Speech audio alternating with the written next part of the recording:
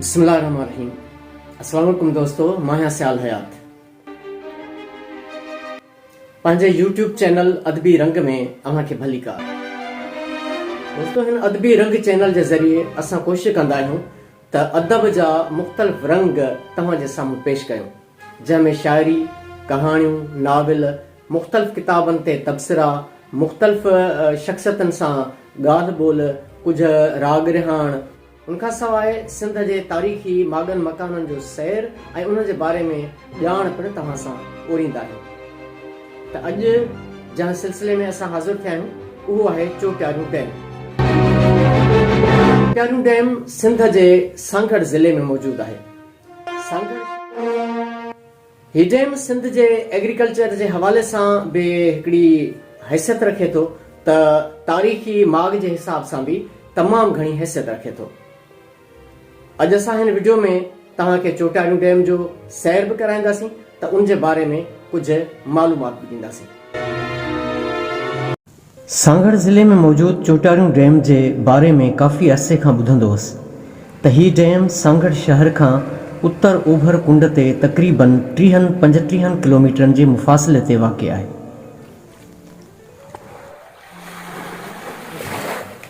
काफ़ी भेरा चोट्यारियूं डैम घुमण जो इरादो कयोसीं, पर कॾहिं बि वक़्त ऐं हालात साथ कोन ॾिनो। हिकु ॾींहुं बग़ैर कंहिं प्रोग्राम जे डॉक्टर मुर्तज़ा सियाल पंहिंजी गाॾीअ में साईं बख़्श, मोहम्मद अशरफ ऐं मूंखे खयों ऐं अची चोट्यारियूं डैम ते पहुचायो।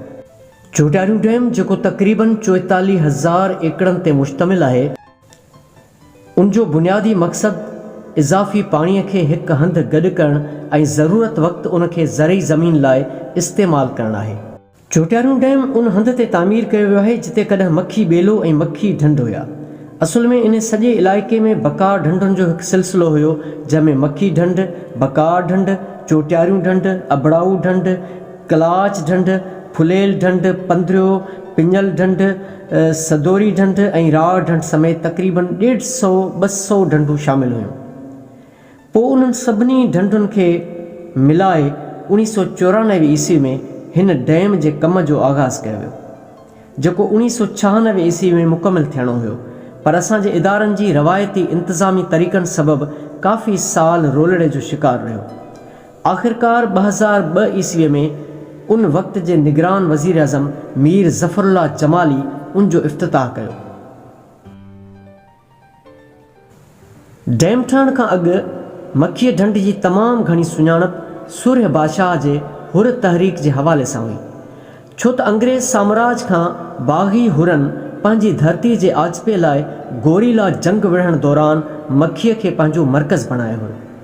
उन करे घणनि मुहक़क़िक़नि जो इहो बि ख़्यालु आहे त मखी ॿेले खे ख़तमु करण जो फ़ैसिलो अंग्रेज़ सरकार ई कयो हुयो, जंहिं मुताबिक़ उते मौजूदु वणनि खे कटणु, मखीअ में अच वञ जा रस्ता ठाहिणु ऐं समूरी ज़मीन सरकारी नमूने विरहाइणु ऐं मक़ामी आबादी खे लॾ पलाण कराइण जहिड़ा फ़ैसिला शामिल हुया।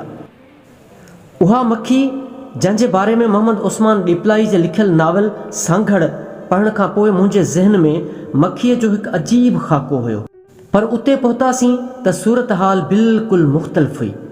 न उहे घाटा ॿेला, न उहे माल जा धण, न उहा छांव, न उहा छबर, न उहे छालूं ॾींदड़ हरण ऐं फाड़ा, न उहे तितर ऐं आड़ियूं, न उहे मोरनि जा टहोका, न ॻेरनि जी घूघू, न उहा मखी, न उहे मखीअ जा मोर जंहिंजे वॾनि पटकनि, घाटनि, ॾाढ़नि ऐं कुल्हनि में टंगियल बंदूकनि खेनि हुर जे तख़ल्लुस सां नवाज़ियो हुयो।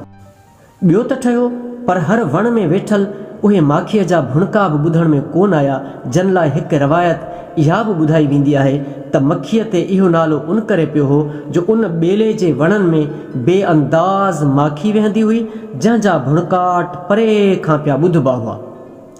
ख़ैर, उते पहुतासीं त मुंहिंजे सोचनि खां मुख़्तलिफ़ ई सही, पर मंज़र बेहद मन मोहणो हुयो।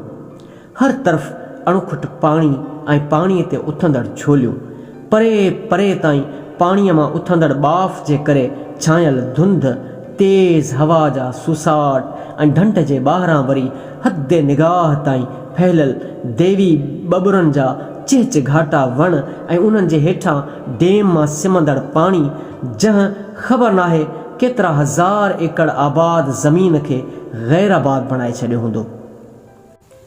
डैम जी एराज़ी एॾी वॾी हुई जो पैदल घुमणु नामुमकिन हुयो, पर डॉक्टर मुर्तज़ा जी महिरबानी जंहिं गाॾी ते ई चौधारी डैम जो सैर करायो। डैम घुमण लाइ दिलि चयो पए त ॿेड़ी में चढ़ी सैर कजे, पर हिकु त ॿेड़ियूं उन वक़्तु थोरियूं नज़र आयूं, ॿियो त उन्हनि खे हलाइण लाइ बि नंढी उमिरि जा छोकिरा हुया ऐं उन्हनि वटि लाइफ सेविंग किट बि मौजूदु कोन हुई, तंहिं करे रिस्क न खयोंसीं। डैम मां पाणी खे इरिगेशन जे मक़सदनि लाइ इस्तेमालु करण लाइ उतां कुझु केनाल बि निकिरनि था। उन पुल जो निज़ारो बि इंतिहाई दिलकश हुयो ऐं किनारनि जे वेझो पाणी ते तरंदड़ पॿुण जे सावन पननि ऐं हवा में लहराईंदड़ गुलनि जे हसीन मंज़र में बि अजीब दिलकशी हुई।